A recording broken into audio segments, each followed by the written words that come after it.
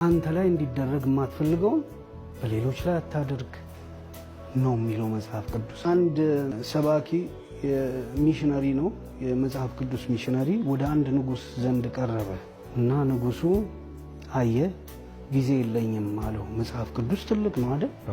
አንድ መስመር ብቻ መጽሐፍ ቅዱስን የሚገልጽ አንድ መስመር ጠቅልለህ ንገረኝ አለው። እንዴት ነው መጽሐፍ ቅዱስ የሚጠቀለለው አይደል? መንፈሳዊ መንገዱ ካልተመራህ በስተቀር የሚያግዝ መንፈስ ከኋላ ከሌለ በስተቀር መጽሐፍ ቅዱስ እንዴት ነው በአንድ መስመር ሊገለጽ የሚችለው? ሰውየው ግን ገለጸው። ምን ይላል? አንተ ላይ እንዲደረግ የማትፈልገውን በሌሎች ላይ አታድርግ ነው የሚለው መጽሐፍ ቅዱስ አለ። ለካ እንደሱ ነው የሚቀጡ በሙሉ በራሳቸው ላይ ሲደረግ አይደል? የማይወዱትን ነገር ለሌላ ላይ ሲያደርጉ የታዩ ናቸው በእግዚአብሔር። አንዱ ያ በለዓም ይሁን ምናምን የሚባለው ሰውዬ እንደሱ አለ። ሞት እንደዚህ ያስፈራልና አለ።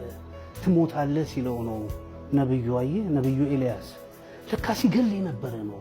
ብዙ ሰዎች ገሏል በስልጣኑ ላይ እንዳለ እና ይሄን አርጋልና ትሞታለህ ሲለው በእውኑ ሞት እንዲያስፈራልና አለ። አየህ፣ በሱ ላይ እንዲደረግ የማይፈልገው ነው ሲያደርግ የነበረው።